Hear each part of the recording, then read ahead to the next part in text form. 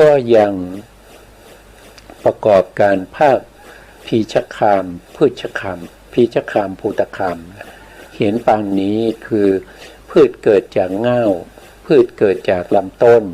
พืชเกิดจากผลพืชเกิดจากยอดพืชเกิดจากเม็ดพืชเกิดพืชที่เกิดครบ5นะครับข้อที่1เนี่ยพระพุทธองค์ก็ได้ทรงแสดงศีลที่เป็นมัชฌิมิศีลว่าปุถุชนทั่วไปที่จะกล่าวชมพระพุทธเนี่ยกล่าวชมพระตถาคตเนี่ยหรือว่ากล่าวชมพระสมณโคดมเนี่ยก็กล่าวชมได้เพียงศีลเท่านั้นเองนะครับโดยกล่าวว่านะครับสมณโคดมนี้ก็เว้นขาดจากพืชคามนะก็คือเว้นขาดจากการตัดต้นไม้อย่างเงี้ยการถางหญ้านะครับการตัดกิ่งไม้ตกแต่งดอกไม้ต่างๆนะครับที่มีการตัดที่เป็นสีเขียวพูดง่ายๆสิ่งที่เป็นสีเขียวที่ยังสามารถที่จะงอกขึ้นเจริญขึ้นเป็นลำต้นได้เนี่ยสมณะโคดมเนี่ยท่านเว้นขาดแล้วท่านจะไม่ทำสิ่งเหล่านี้นะไม่เหมือนกับพราหมณ์หรือว่าบางท่านนะครับที่ปฏิญาณตนว่าเป็นผู้รู้เป็นผู้เห็นเป็นผู้จำเริญเป็นผู้ทรงจำแนกธรรมสั่งสอนสัตว์นะครับที่มีอยู่ในลัทธิอื่นในลัทธิอื่นที่นอกเหนือจากพระพุทธศาสนาถึงแม้ว่าเขาจะปฏิญาณตนว่าเขาเป็นพระอรหันต์เขาเป็นพระพุทธเจ้าเขาก็ยังมีการที่จะภาคพืชคามพีชคามคือยังมีการตัดต้นไม้ยังมีการถางหญ้าพวกนี้อยู่นะครับโดยที่เขาก็ได้อาหารต่างๆจากผู้ที่มีศรัทธาได้นำมาถวายเขาก็ยังฉันอาหารจากบุคคลที่เข้ามาถวายด้วยศรัทธาแล้วก็ยังประกอบการตกแต่งพืชเช่นนะครับมีการปลูก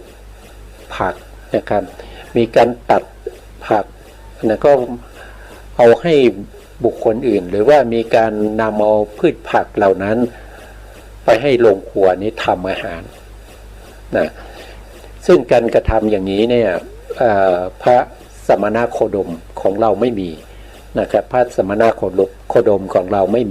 ม่ยุ่งเกี่ยวกับเรื่องของการที่จะไปพากพืชที่เป็นสีเขียวเหล่านั้นนะครับในที่นี้ท่านก็อธิบายถึงเรื่องของที่เราเรียกว่าเป็นพีชคามและภูตคามเนี่ยในที่นี้ก็คือได้แก่พืชที่เกิดจากเง่านะครับก็คือเกิดจากราก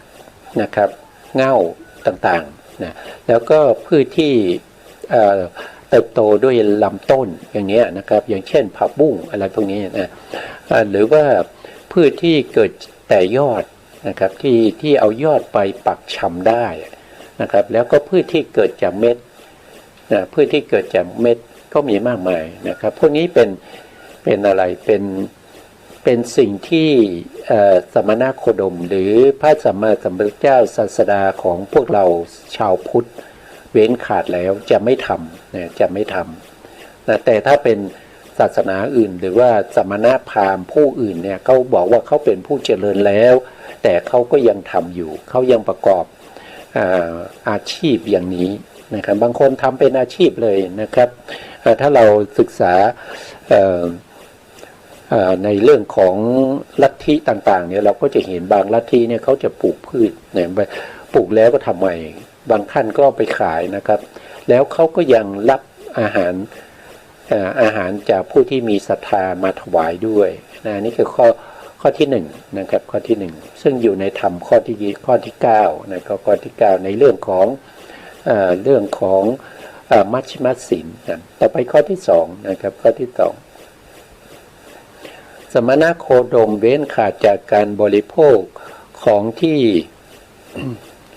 ที่ทำจากการสะสมนะการสะสมเว้นขาดจากการที่จะสะสมอาหารต่างๆนะครับไม่ว่าจะเป็นจีวรนะครับอาหารนะหรือว่าสิ่งต่างๆที่เกี่ยวข้องกับเรื่องของการบริโภคนะครับซึ่งไม่เหมือนกับพราหมณ์ผู้เจริญทั้งหลายนะครับยังฉันโภชนะของผู้ที่มีศรัทธาแล้วก็ยังประกอบกิจการในการสะสมสิ่งต่างๆเช่นสะสมข้าวสะสมน้ำสะสมไว้ซึ่งผ้าสะสมไว้ซึ่งยานในที่นี้ในสมัยพุทธกาลก็หมายถึงรองเท้านั่นเองนะรองเท้านั่นเองปัจจุบันก็สิ่งที่พาไปได้นะครับก็ถือว่าเป็นยานนะครับแล้วก็สะสมที่นอนนะครับที่นอนสะสมเครื่องประทินผิวนะครับเครื่องหอมนะครับแล้วก็สะสมอามิตรอามิตรต่างๆนะครับอามิตรก็คือวัสดุสิ่งของที่เขาถวายด้วยศรัทธาเก็บสะสมไว้นะบางท่านก็สะสมไว้มากมายเหลือเกินนะครับเต็มบางท่านเนี่ยเต็มศาลาเลยนะครับศาลาที่รับญาติโยมทั้งหลายนะครับที่เป็นศรัทธาที่เข้ามาถวายเนี่ยก็เก็บสะสมไว้นะครับไม่รู้จะเอาไปทำอะไรเต็มศาลาไปหมดนะครับใช้ประโยชน์หรือไม่ก็ไม่รู้นะต่อไปข้อที่3นะข้อที่3สมณโคดมเว้นขาดจากการดูการละเล่นนะอันเป็นข้าศึกต่อกุศลอย่างเช่นสมณพราหมณ์ผู้เจริญบางจำพวกนะฉันโภชนะนะที่เขาให้ด้วยศรัทธาแล้วยังขนขวายในการเล่นอย่างการเล่นนะสิ่งต่างๆที่เป็นข้าศึกต่อกุศลนะครับเช่นอะไรบ้างเช่นการฟ้อนรำอย่างเงี้ยนะครับการขับร้องการประคมดนตรีดูมโหรสพนะครับดูการฟ้อนลำวงเล่านิทานปรบมือการปลูกผีการตีกลองหรือว่าดูฉากต่างๆของบ้านเมืองที่สวยงามนะครับเล่นของดูการละเล่นของคนจำพรรษการเล่นไม้สูงการเล่นหน้าศพการชนช้างชนม้าชนกระบือชนโคชนแกะชนแพะชนไก่นะครับลบนกกระทานะครับยังไงก็ไม่รู้นะเนี่ยนะลำกระบี่กระบองนะครับชกมวยนะครับหรือว่ามวยปั้มนะครับหรือการการตรวจพลการจัดขบวนทัพของกองทัพสิ่งเหล่านี้เป็นสิ่งที่พระสมณโคดมหรือว่าพระสัมมาสัมพุทธเจ้าของเราเว้นขาดและไม่เหมือนกับบุคคลที่เขาถือตัวว่าเขาเป็นพระอริยะนะครับเขาก็รับอาหารจากผู้มีศรัทธาแล้วก็ยังประพฤติปฏิบัติในสิ่งที่เป็นข้าศึกต่อกุศลเป็นข้าศึกต่อพรหมจรรย์ที่เขายึดถืออยู่นะต่อไปข้อที่4นะครับสมณโคดมเว้นขาดจากการขนขวายเล่นการพนันอันเป็นที่ตั้งแห่งความประมาทนะเช่นกับสมณพราหมณ์ผู้เจริญบางจำพวกฉันโภชนะที่เขาให้ด้วยศรัทธาแล้วยังขนขวายในการเล่นการพนันอันเป็นที่ตั้งแห่งความประมาทเห็นปันนี้นะอย่างที่เราเห็นนะปัจจุบันนี้ก็มีเขาเล่นลอตเตอรี่กันนะครับเล่นลอตเตอรี่นอกจากเล่นแล้วก็ยังมีการบอกใบ้นะครับว่างวดนี้น่าจะออกนะ001อย่างเงี้ยนะหรือว่า356อย่างเงี้ยนะอย่างเงี้ยเป็นการที่ไม่เป็นผู้ที่อยู่ในศีลธรรมอันดีนะครับไม่สมควรที่จะได้รับการยกย่องว่าเป็นสมณะในสมัยพุทธกาลก็มีการเล่นหมากรุก แถวละ8 ตาอย่างเงี้ยแถวละ10 ตานะครับเล่นหมากเก็บเล่นกันอวดเล่นหมากไหวเล่นโยนบ่วง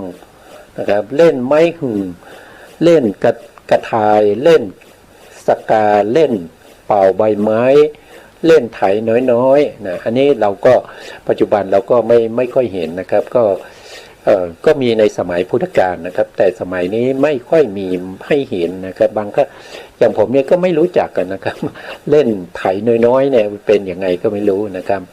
เล่นหกเขมรนะเล่นกังหันนะเล่นตวงทรายเล่นรถน้อยๆอันนี้ก็เล่นรถน้อยๆนะเล่นธนูน้อยๆนะเล่นเขียนทายกันเล่นทายใจเล่นเรียนแบบคนพิการนะครับก็พวกบางอย่างเราก็รู้นะบางอย่างเราก็ไม่รู้นะอันนี้ก็เป็นค่าศึกนะต่อพรหมจรรย์เหมือนกันนะครับเมื่อเราไปเล่นอย่างนี้แล้วจิตเราก็จะฝักใฝ่อยู่ในสิ่งเหล่านี้นะครับเมื่อจิตเราฝักใฝ่อยู่ในสิ่งไหนสิ่งนั้นก็จะเป็นอารมณ์ของเราแล้วก็จะเกิดกับเราบ่อยๆเมื่อเรามาเจริญวิปัสสนาหรือว่าเจริญสมาธิเนี่ยจิตเราก็จะไปเกาะอยู่กับสิ่งที่เราเล่นนะครับเราเล่นอย่างสนุกสนานอะไรพวกนี้มันก็ทำให้เป็นค่าศึกต่อพรหมจรรย์ของเราด้วยนะครับก็ไม่สมควรถ้าเป็นนักบวชนะครับออกจากเรือนบวชเป็นบรรพชิตแล้วก็ยังมาฝักใฝ่ในการขนขวายในการเล่นสิ่งต่างๆเหล่านี้จึงเป็นเรื่องที่ไม่สมควรนะข้อที่5นะครับสมณโคดม สมณโคดมเว้นขาดจากการนั่งนอนบนที่นั่งที่นอนอันสูงใหญ่เช่นอย่างที่สมณะผู้เจริญบางพวกเนี่ยฉันโภชนาที่เขาให้ด้วยศรัทธาแล้วก็ยังนั่งบนที่นั่งที่นอนอันสูงใหญ่เห็นปานนี้นะคืออะไรบ้างก็จะมีเตียงที่มีเท้าใหญ่เกินประมาณนะครับมีเท้าเกินประมาณเตียงที่มีเท้าทำด้วยรูปสัตว์นะครับผ้ากกชวนขนยาวนะครับมีเครื่องลาดที่ทำด้วยขนแกะวิจิตรด้วยลวดลายเครื่องลาดที่ทำด้วยขนแกะสีขาวเครื่องลาดที่มีสันฐานเป็นช่อดอกไม้นะเครื่องลาดที่ยัดด้วยนุ่นนะครับเครื่องลาดที่เครื่องลาดขนแกะอันวิจิตรมีรูปสัตว์หลายมีสีหะและเสือเป็นต้นนะเครื่องลาดขนแกะที่มีขนตั้งเครื่องลาดขนแกะที่มีขนข้างเดียวเครื่องลาดทองและเงินแกมไหมเครื่องลาดไหมกลีบทองและเงินเครื่องลาดขนแกะจุนางฟ้อนได้ถึง16 คนนะเครื่องลาดหลังช้างเครื่องลาดหลังม้าเครื่องลาดในรถนะครับที่ลาดทำด้วยหนังสัตว์มีหนังอาชินะนะครับอันเป็นขนนุ่มนะครับเครื่องลาดที่ทำด้วยหนังชมดเครื่องลาดที่มีเพดานเครื่องลาดที่มีหมอนข้างนะครับอันนี้ก็ผู้ที่บวชแล้วเนี่ยก็ไม่ควรที่จะใช้เครื่องเหล่านี้นะครับไม่ควรนะเพราะว่าเครื่องเหล่านี้เป็นที่ตั้งแห่งความประมาทในการที่จะเจริญกุศลธรรมในการที่จะเป็นผู้หลีกเล้นออกจากหมู่นะครับฝักใฝ่ในความสงบมุ่งหน้าสู่พระนิพพานมุ่งหน้าสู่ธรรมทั้งหลายที่เป็นไปในส่วนที่นำไปสู่โลกุตตรธรรมนะไม่ว่าจะเป็นมรรคไม่ว่าจะเป็นผลไม่ว่าจะเป็นนิพพานทั้งหลายเครื่องเหล่านี้เป็นตัวที่คอยกั้น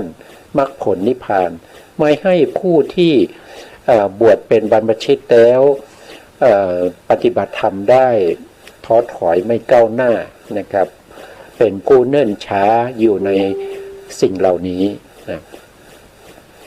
ข้อที่6นะครับข้อที่6เนี่ยสมณโคดมเว้นขาดจากการประกอบการประดับตกแต่งร่างกายเป็นฐานแห่งการแต่งตัวเช่นอย่างที่สมณะพราหมณ์ผู้เจริญบางพวกฉันโภชนะที่เขาให้ด้วยศรัทธาแล้วยังขวนขวายในการประกอบประดับตกแต่งร่างกายอันเป็นฐานแห่งการแต่งตัวเห็นปานนี้คืออบตัวนะครับไขอวัยวะอาบน้ำหอมนวดนะส่องกระจกนะครับแต้มตาทับดอกไม้ประทิมผิวผัดหน้าทาปากประทับข้อมือสวมเกี้ยวไม่ใช่ใช้ไม้เท้านะใช้กัดยาใช้ดาบใช้ขันใช้ล่มใช้รองเท้าประดับวิจิตรติดกรอบหน้าปักปิ่น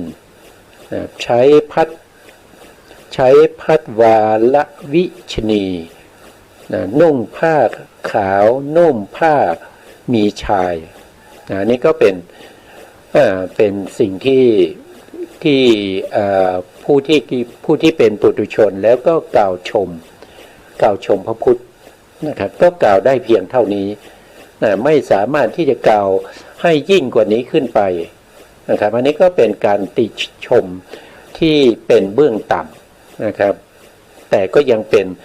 มัชฌิมศีลนะเป็นศีลระดับที่2แล้วนะครับที่เขารู้แล้วก็เขาก็กล่าวชมนะเป็นคำกล่าวชมของปุถุชนในที่นี้หมายถึงใครนะครับก็หมายถึงพรหมทัตมานพนะครับซึ่งเป็นอันเตวสิทธิ์ของสุปิยะปาริภาชกนะสุปิยะปาริภาชกเนี่ยเขาเป็นอาจารย์นะครับแต่เขากล่าวตำหนิพระพุทธพระธรรมพระสงฆ์เนี่ยพรหมทัตมานพก็จะกล่าวชมพระพุทธพระธรรมพระสงฆ์กล่าวชมก็กล่าวชมได้แค่ศีลนะครับไม่สามารถที่จะกล่าวชมถึงคุณธรรมที่เป็นที่อยู่ในใจนะครับเช่นเป็นผู้ที่ไกลจากกิเลสนะครับพร้อมด้วยวาสนาอย่างนี้เขาก็ไม่รู้นะครับเขาก็ไม่รู้อะไรคือกิเลสอะไรคือวาสนานะครับไม่รู้เรื่องนะครับไม่สามารถกล่าวชมได้เพราะเขาเป็นปุถุชนแต่เขาเป็นปุถุชน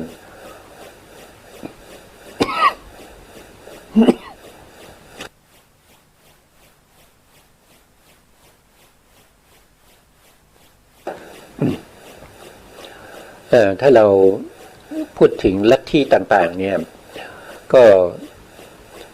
พระพุทธองค์ก็ได้แสดงไว้หลายที่นะครับไม่ว่า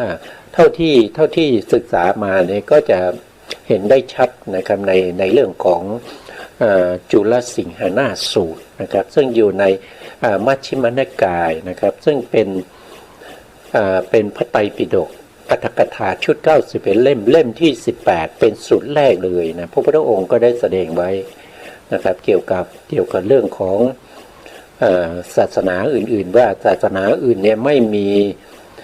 สมณะทั้ง4นะครับสมณะทั้ง4ก็คือโสดาบันนะครับสกทาคามีอนาคามีแล้วก็พระอรหันต์นะครับเพราะฉะนั้นถ้าไม่มีเนี่ยบุคคลเหล่านี้ไม่มีนั่นแสดงว่าศาสนาอื่นเนี่ยเขาไม่มีพระอริยะเมื่อเขาไม่มีพระอริยะไม่ว่าจะเป็นศาสดาของเขาหรือว่าเป็นลูกศิษย์ลูกหาหรือว่าจะเป็นบุคคลที่มีความศรัทธาในลัทธิของเขาเนี่ยก็เป็นแต่ปุถุชนนะครับเป็นบุคคลที่เต็มไปด้วยกิเลสนะครับหนาเท่าแผ่นดินนะเป็นบุคคลที่มุ่งหน้าสู่อบายนะครับไม่สามารถที่จะกลับมาสู่ความเป็นมนุษย์ได้ในภพต่อไปนะต่อไปนะครับก็ต่อไปก็จะพูดถึงติลัญฉานคาถาอันนี้ก็คือเป็นคาถาหรือเป็นคำพูดที่ผู้หวังความเจริญก้าวหน้าในการปฏิบัติเพื่อให้ได้เข้าถึงความเป็นพระอริยะนี้ก็ไม่ควรที่จะกล่าวคำเหล่านี้เพราะว่าเป็นติลัญฉานหรือว่าเดรัจฉานคาถานั่นเองเดรัจฉานคาถานี้ก็ ถ้าเราศึกษาในบางที่ก็จะมีอยู่ถึง32นะ32อย่างนะครับไม่ว่าจะเป็นการพูดเรื่องของพระราชาอำมาตย์อะไรพวกนี้นะครับเราก็มาดูรายละเอียดในทีฆนิกายศีลขันธวรรคในพรหมชาลสูตรนะครับในข้อที่7นะครับสมณะโคดมเว้นขาดจากติลัญ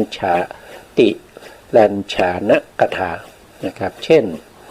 อย่างเช่นสมณะพราหมณ์ผู้เจริญบางจำพวกนะครับฉันโภชนะที่เขาให้ด้วยศรัทธาแล้วก็ยังประกอบติลัญชานกถาเห็นปันนี้นะครับก็คือการพูดเรื่องของพระราชานะครับพระราชาองค์นี้เป็นพระราชาที่มีคุณธรรมอย่างเงี้ยมีคุณธรรมพระราชาคนนี้ไม่มีคุณธรรมพระราชาองค์นี้ยกทัพมาประชิดชายแดนพระราชาภายในราชวังก็เอาแต่สนุกสนานเฮฮาไม่สนใจการบริหารราชการแผ่นดินอย่างเงี้ยนะครับก็พูดเรื่องพระราชาก็ไม่สมควรเป็นเดรัจฉานกถานะพูดเรื่องของโจรก็ไม่สมควรนะเพราะเราเป็นพระภิกษุเนี่ยเราไม่ควรจะพูดในเรื่องของพระราชาในเรื่องของโจรในเรื่องของอมาตย์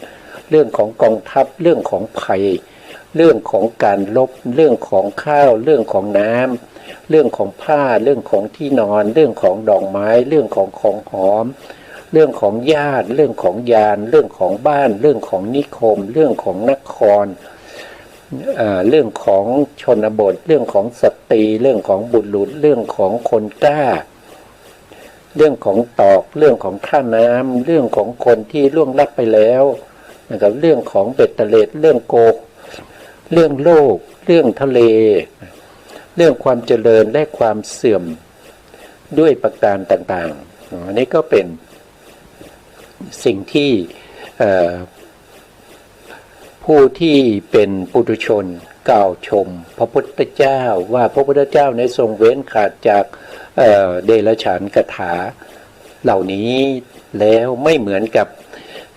พราหมณ์บางคนนะครับที่ต่างศาสนาเนี่ย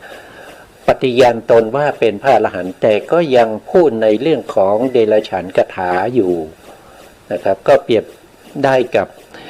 เราก็น้อมมาสู่ตัวเรานะครับในตัวของเราว่าเราเป็นผู้ที่นับถือพระพุทธศาสนามีพระสัมมาสัมพุทธเจ้าเป็นพระศาสดาเนี่ยเราควรจะเดินตามรอยของพระพุทธองค์นะครับเดินตามพระพุทธเจ้าซึ่งเป็นศาสดาของเรานะครับไม่ควรจะไปเดินตามพวกพราหมณ์ที่ปฏิญาณตนว่าเป็นพระอริยบุคคลแล้วก็ยังประพฤติตนไปในทางที่ไม่สมควรนะครับไม่สมควรนี่ก็เราก็พิจารณาได้ว่าเราจะยึดใครเป็นตัวอย่างนะครับเป็นตัวอย่างให้เราประพฤติปฏิบัติตามนะต่อไปในข้อที่8นะครับสมณพราหมณ์เว้นขาดจากการกล่าวถ้อยคำแย่งแย่งกันนะครับอย่างเช่นที่สมณพราหมณ์ผู้เจริญจำพวกฉันโภชนาที่เขาให้ด้วยศรัทธาแล้วก็ยังกล่าวคำแย่งกันถึงปานนี้นะครับเช่นท่านผู้รู้ทั่วถึงธรรมวินัยนี้นะท่านไม่รู้ถึงท่านไม่รู้ถึงธรรมวินัยนี้นะแต่ข้าพเจ้ารู้ถึงทั่วนะครับรู้ทั่วถึงนะท่านจะรู้ทั่วถึงธรรมวินัยนี้ได้อย่างไรท่านปฏิบัติผิดนะข้าพเจ้าปฏิบัติถูกถ้อยคำของท่านเป็นถ้อยคำของข้าพเจ้าเป็นประโยชน์ของท่านไม่เป็นประโยชน์คำที่ควรกล่าวก่อนท่านกล่าวทีหลังคำที่ควรกล่าวทีหลังท่านกล่าวก่อนข้อที่ท่านเคยช่ำชองมาผันแปรไปแล้วนะครับข้าพเจ้าจับผิดวาทะของท่านได้แล้วข้าพเจ้าข่มท่านได้แล้วท่านจงถอนวาทะนั้นเสียมิฉะนั้นจงแก้ไขเสีย ถ้าสามารถอันนี้ก็เป็นการโต้เถียงกันนะครับพระพุทธเจ้าของเราเนี่ยไม่ได้กล่าวโต้เถียงกับบุคคลใดนะครับแต่ในสมณพราหมณ์เหล่าอื่นเนี่ยเขาก็จะกล่าวโต้เถียงกันนะครับยกตัวอย่างเช่นคำที่ควรพูดก่อนท่านพูดทีหลังคำที่ควรพูดทีหลังท่านก็กล่าวก่อนนะครับแล้วก็ท่านกล่าวทำไม่ถูกต้องนะครับเรากล่าวถูกต้องวาทะของท่านไม่เป็นประโยชน์ต่อใครนะครับท่านถูกเราจับได้แล้ววาทะของท่านนะกล่าวผิดนะครับถ้าท่านแน่จริงท่านก็จงกล่าวแก้วาทะนี้เสียอันนี้ก็เป็นมัชฌิมศีลนะก็ต่างกับในเรื่องของจุลศีลนะจุลศีลก็จะพูดถึงศีลห้านะครับว่าพระสมณโคดมเว้นขาดจากการฆ่าสัตว์เว้นขาดจากการทรมานสัตว์นะครับท่านก็ไม่ได้กล่าวถึงว่าสมณพราหมณ์นะครับบางจำพวกนี้ไม่มีในจุลศีลนะจะมีในมัชฌิมศีลนะครับว่าพราหมณ์จำพวกนะครับเป็นผู้เจริญนะฉันโภชนะอาหารของศรัทธาแล้วก็ยังแข่งแย่งชิงกันนะครับในเรื่องของ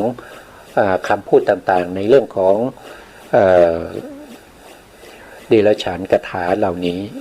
นะครับอันนี้มีในมัชฌิมศีลก็จะแตกต่างกันกับจุลศีลจุลศีลจะพูดถึงศีลโดยส่วนมากก็จะเป็นศีลที่เป็นไปในศีลห้าในศีลแปดนะครับแล้วก็จะมีบางส่วนที่คล้ายคลึงกันมัชฌิมศีลนะแต่ในจุลศีลเนี่ยท่านไม่ได้พูดถึงเรื่องของสมณพราหมณ์ผู้เจริญนะพูดแต่เฉพาะว่าพระพุทธองค์เนี่ยทรงเว้นขาดจากสิ่งเหล่านี้แล้วเท่านั้นเองอันนี้ก็คือข้อแตกต่างนะครับต่อไปในข้อที่9นะครับสมณโคดมเว้นขาดจากการประกอบทูตกรรมและการรับใช้เช่นอย่างที่สมณพราหมณ์ผู้เจริญบางจำพวกฉันโภชนะที่เขาให้ด้วยศรัทธาแล้วก็ยังขนขวายในการประกอบทูตกรรมและการรับใช้เห็นปานนี้นะครับคือเป็นทูตของพระราชานะครับเป็นพระราชาราชามาตย์กษัตริย์พราหมณ์ข้าฤหัสถ์หรือกุมารท่านจงไปในที่นั้นท่านจงไปในที่โน้นท่านจงเอาสิ่งนี้ไปท่านจงนำสิ่งนั้นมานะครับอันนี้ก็ทำตัวเป็นคล้ายๆว่าเป็นทูตหรือว่าเป็นไปรษณีย์นะครับบางครั้งก็ส่งสารนะครับส่งสารของคนนี้ไปให้คนนั้นเนี่ยนำเอาสิ่งของจากผู้นี้ไปให้คนนั้นแล้วก็นำจากสิ่งของจากผู้นั้นกลับมาให้ผู้นี้นะอันนี้เป็นมัชฌิมศีลนะมัชฌิมศีลที่พระพุทธองค์เว้นขาดแล้วในสิ่งเหล่านี้ต่อไปนะครับต่อไปในข้อที่10นะข้อที่10สมณโคดมเว้นขาดจากการพูดหลอกลวงและการพูดเลียบเคียงเช่นอย่างที่สมณพราหมณ์ผู้เจริญบางจำพวกฉันโภชนะที่เขาให้ด้วยศรัทธาแล้วก็ยังหลอกลวงพูดเลียบเคียงพูดหวานล้อมพูดและเล็มแสวงหาลาภด้วยลาภแสวงหาลาภด้วยลาภก็คือเมื่อได้สิ่งของนี้มาเขาถวายมาแต่เราไม่ชอบเราก็ไปแลกกับญาติโยมนะครับว่าเรามีมาม่านะเนี่ยเรามาม่ามาแลกข้าวผัดพริกข้าวผัดกะเพราอย่างเนี้ยก็เป็นสิ่งที่ไม่สมควรนะครับซึ่งพระพุทธองค์ทรงเว้นขาดแล้วจากการที่จะแสวงหาหรือว่าการหลอกลวงพูดจาบาดล้อมเรียกเคียงเพื่อให้ได้มาซึ่งสิ่งที่ตัวเองต้องการอย่างนี้ไม่มีแล้วสำหรับพระสมณโคดมนะ อันนี้ก็จบในเรื่องของมัชฌิมาศีลต่อไปเราก็ต่อเลยนะครับมหาศีลนะมหาศีลก็เป็นศีลระดับที่สูงขึ้นนะครับสูงขึ้นเดรัจฉานวิชามิจฉาชีพนี่ก็ดูก่อนภิกษุทั้งหลายอีกอย่างหนึ่งเมื่อปุถุชนจะกล่าวชมตถาคตพึงกล่าวเช่นนี้ว่าหนึ่งสมณโคดมเว้นขาดจากการเลี้ยงชีพด้วยการผิดด้วยเดรัจฉานวิชาเช่นอย่างที่สมณพราหมณ์ผู้เจริญบางจำพวกฉันโภชนะที่เขาให้ด้วยศรัทธาแล้วก็ยังอาชีพโดยการผิดด้วยเดรัจฉานวิชาเห็นปันนี้นะครับก็คือมีอะไรบ้างนะเดรัจฉานวิชาในที่นี้ในมหาศีลนะครับในมัชฌิมศีลก็มีนะครับแต่ในมหาศีลนี้ก็จะมีรายละเอียดมากขึ้นนะก็หนึ่งก็คือเรื่องของการถ่ายอวัยวะนะเป็นหมอดูเป็นหมอถ่ายนะถ่ายอวัยวะนะถ่ายนิมิตนะถ่ายอุปาบาทนะครับถ่ายฝันนะถ่ายลักษณะถ่ายหนูกับกัดผ้าทำพิธีบูชาไฟทำพิธีเบิกแว่นเวียนเทียนทำพิธีซักแกบบูชาไฟทำพิธีซักดำบูชาไฟทำพิธีซักข้าวสารบูชาไฟทำพิธีต่อเนยบูชาไฟทำพิธีเติมน้ำมันบูชาไฟทำพิธีเสกเป่าบูชาไฟทำพีรกรรมด้วยโลหิตนะเป็นหมอดูอวัยวะดูลักษณะที่บ้านดูลักษณะที่นาหมอปลุกเสกหมอผีหมอลงเลขยันนะครับ เลขยันคุ้มครองบ้านเรือนเป็นหมองูเป็นหมอยาพิษเป็นหมอมะเร็งป่องเป็นหมอ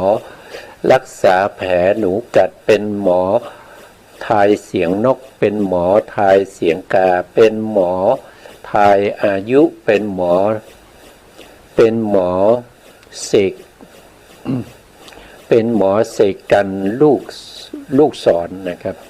เป็นหมอทายเสียงสัตว์อันนี้ก็เป็นสิ่งที่ผู้ที่บวช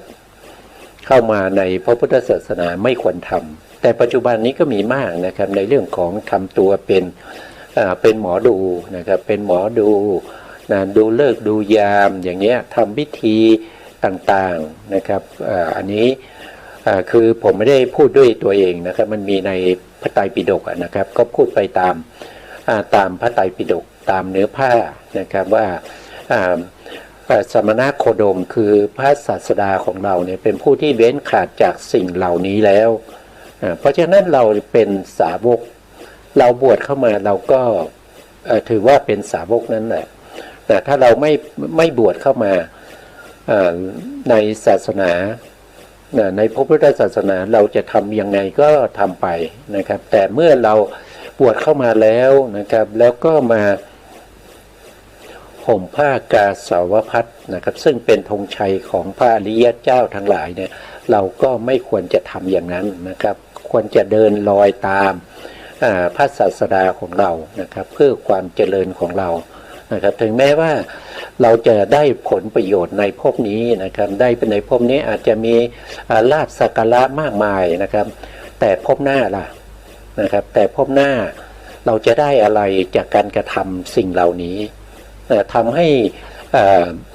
ญาติโยมทั้งหลายเนี่ยเข้าใจผิดในคำสอนของพระพุทธเจ้า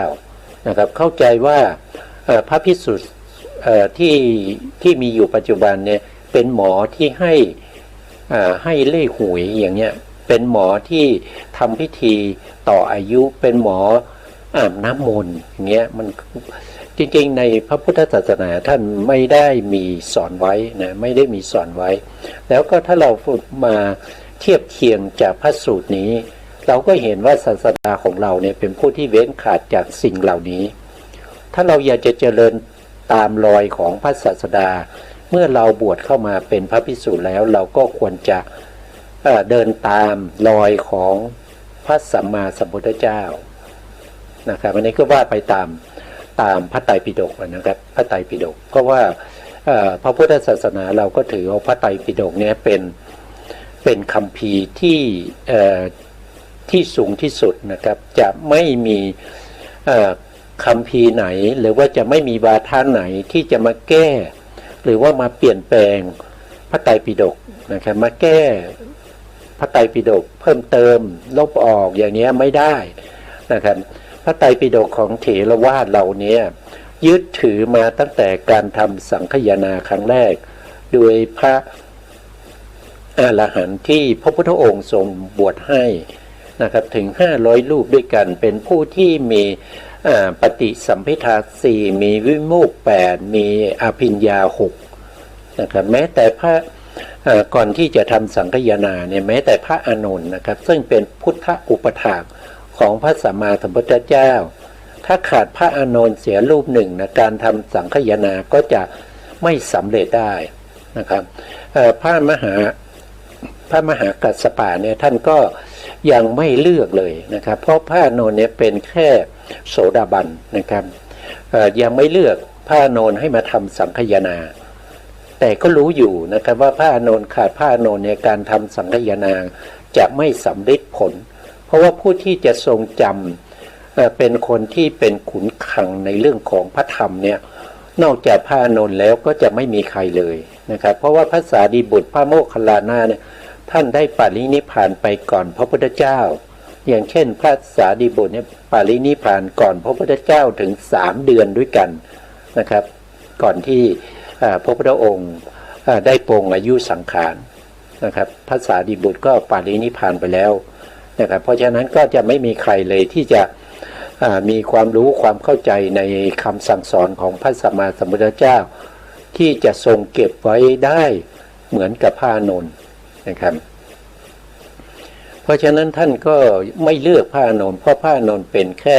โสดาบันแต่เมื่อพระอานนท์ได้ประพฤติปฏิบัติจนได้เป็นพระอรหันต์แล้วเนี่ยพระอานนท์ก็จะต้องแสดงฤทธิ์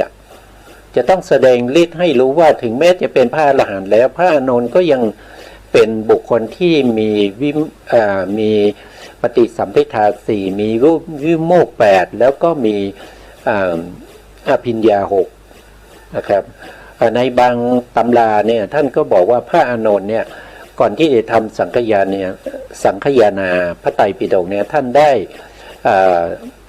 ดำดินนะครับดำดินเข้าไปในที่จะมีการทำสังคายนานะครับดำดินโผล่ขึ้นมาตรงข้ามกลางที่ประชุมสงฆ์นะครับอันนี้ก็ได้มีไว้ในไม่ได้อยู่ในพระไตรปิฎกนะครับเพราะว่าเรื่องพวกนี้เป็นเรื่องที่ไม่เกี่ยวข้องกับเรื่องของคำสอนนะครับแต่มีในคัมภีร์อื่นๆนะครับเช่นอรรถกถาฎีกาอนุฎีกาอะไรพวกนี้ที่เป็นคัมภีร์ที่ขยายความพระไตรปิฎกนะครับก็จะมีกล่าวไว้ในเรื่องของพระอานนท์นะครับที่ทำสังคายนาครั้งแรกนะในพระไตรปิฎกก็จะกล่าวถึงเรื่องของพระธรรมคำสั่งสอนของพระพุทธเจ้า82,000 พระธรรมขันธ์นะครับแล้วก็เหลืออีก 2,000 พระธรรมขันธ์เนี่ยเป็นพระธรรมที่ได้มาจากอัครสาวกหรือว่าภิกษุสงฆ์ต่างๆที่ได้แสดงแล้วพระพุทธองค์ก็รับรองแล้วนะครับจึงนำมาสู่พระไตรปิฎกรวมแล้วก็จะมีอยู่ทั้งหมด 84,000 พระธรรมขันธ์นะ 84,000 พระธรรมขันธ์นะเราก็มาต่อนะครับในมหาศีลนะมหาศีลข้อที่2นะครับสมณโคดมนะครับเว้นขาดจากการเลี้ยงชีพโดยทางผิดนะครับด้วยติรัญฉานหรือเดรัจฉานนั่นแหละนะครับวิชาเช่น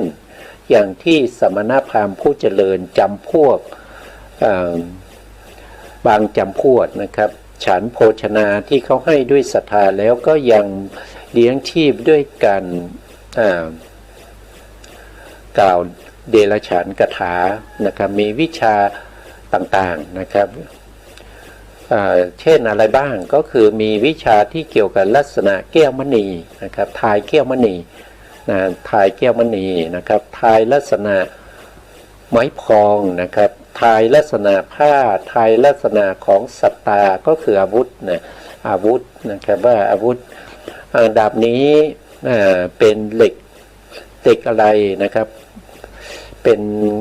ดาบที่มีความคมมากแล้วก็ทนนะครับใช้แล้วก็ไม่บินไม่หักอะไรพวกนี้จะไม่มีนะครับจะไม่มีทายในเรื่องของดาบทายในเรื่องของศรทายในเรื่องของธนูนะครับทายในลักษณะของอาวุธนะทายลักษณะของสตรีทายลักษณะของบุรุษนะครับเพราะสตรีนี้ถ้าได้สมรสแล้วจะมีบุตรมากนะครับบุรุษนี้ถ้าสมรสแล้วจะเป็นคนหลายใจอย่างเงี้ยนะครับก็ไม่มีในในศาสนาของเรานะครับทายลักษณะของกุมารว่ากุมารนี้ถ้าโตขึ้นแล้วจะเป็นเรี่ยวแรงให้แก่บิดามารดานะครับทายลักษณะของกุมารีว่ากุมารีนี้โตขึ้นมาก็จะเป็นผู้เป็นคนดีนะครับหรือบางครั้งก็คนนี้เป็นกาลกินีนะครับเป็นนางงามเมืองนะเป็นบุคคลที่ต้อนรับแขกบ้านแขกเมืองอะไรพวกนี้นะครับทายลักษณะของความธาตุนะครับทายลักษณะของทาสีทายลักษณะของช้างลักษณะของม้าลักษณะของกระบือลักษณะของโค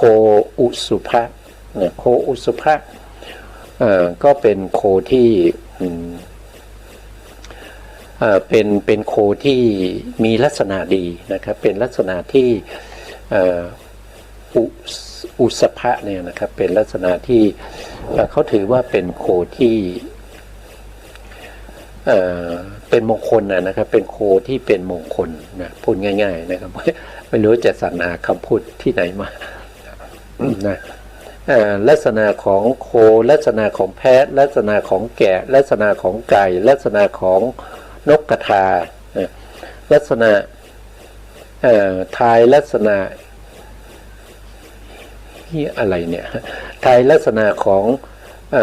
ทายลักษณะตุ่นนะทายลักษณะเต่าทายลักษณะของมฤคะนะอันนี้ก็เป็นส่วนใหญ่ก็เป็นเดรัจฉานคาถานะครับเป็นการทายลักษณะเป็นการดูฤกษ์ดูยามเป็นการอะไรพวกนี้นะครับเป็นลักษณะของเดรัจฉานคาถานะครับต่อไปในข้อที่3นะข้อที่3สมณะโคดมนะครับเว้นขาดจากการเลี้ยงชีพโดยผิดด้วยเดรัจฉานวิชานะครับเช่นอย่างสมณพราหมณ์ผู้เจริญบางจำพวกฉันโภชนาที่เขาให้ด้วยศรัทธาแล้วก็ยังเลี้ยงชีพในทางที่ผิดด้วยเดรัจฉานวิชาถึงปานนี้นะเช่นดูอะไรดูเลิกในการที่จะออกรบนะยัตตาทัพนะครับพระราชาจะยกออกพระราชาจะไม่ยกออกนะครับก็ถ่ายไปนะครับพระราชาภายนอกจะยกเข้าประชิดพระราชาภายในจะถอยพระราชาภายนอกจะยกเข้าประชิดพระราชาภายในจะถอยพระราชาภายในจะมีชัยพระราชาภายนอกจะปราชัยพระราชาภายนอกจะปราชัยพระราชาภายในจะมีชัยพระราชาพระองค์นี้จะเป็นจะปราชัยเพราะเหตุนี้อันนี้ก็เป็นการเป็นหมอดูนั่นเองนะเป็นหมอดูเป็นหมอทายนะครับจะเป็นจริงหรือเปล่าก็ไม่รู้นะครับก็ทายไปนะตามที่เขาร่ำเรียนมานะครับบางท่านก็ไม่ได้ร่ำเรียนนะครับก็ทายไปตามที่ญาติโยมหรือว่าตามที่เขามาแล้วก็ขอให้ทายนะครับไม่ได้สอนให้เขารู้ถึงว่าจริงๆแล้วที่เราบวชเข้ามาเนี่ยเราไม่ได้บวชมาเพื่อจะเป็นหมอดูเราไม่มีวิชาไม่มีความรู้อย่างนั้นเรามีแต่พระธรรมเรามีแต่เรื่องของการประพฤติปฏิบัตินะครับเป็นบุคคลที่สงบจากกิเลสอะไรพวกนี้ก็คนจริงเราก็จะต้องแนะนำญาติโยมให้เขาได้เข้าใจนะครับให้เขาได้เข้าใจไม่ควรจะเป็นไปตามที่เขาต้องการเขาต้องการอะไรเราก็เป็นไปอย่างนั้นนะมันไม่ดีนะครับถ้าในสิ่งที่มันเป็นไปแล้วก็ทำให้ พบหน้าเราเนี่ยได้รับความลำบากนะครับไม่ควรทำนะไม่ควรทำสิ่งที่เราควรจะคิดไว้นั่นก็คือประโยชน์ในภพนี้เราได้ไหมประโยชน์ในภพหน้า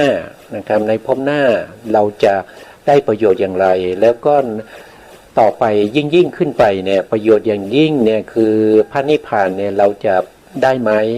สิ่งที่เราทำปัจจุบันเนี่ยมันเป็นสิ่งที่ไปขัดขวางการที่เราจะได้นิพพานในอนาคตหรือเปล่าเนี่ยสิ่งพวกนี้เราต้องพิจารณาให้ดีนะครับพิจารณาให้ดีนะวันนี้เราก็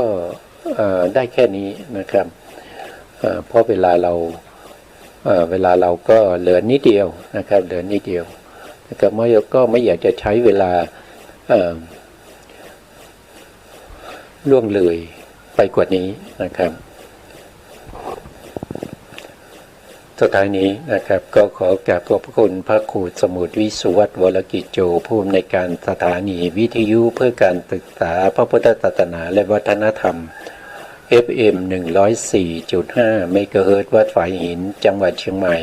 และขอกราบขอบพระคุณพระครูปริยัติยานุศาสตร์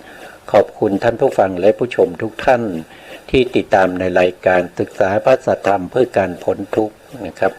วันนี้ลาไปก่อนครับพบกันใหม่ในโอกาสต่อไปครับสวัสดีครับ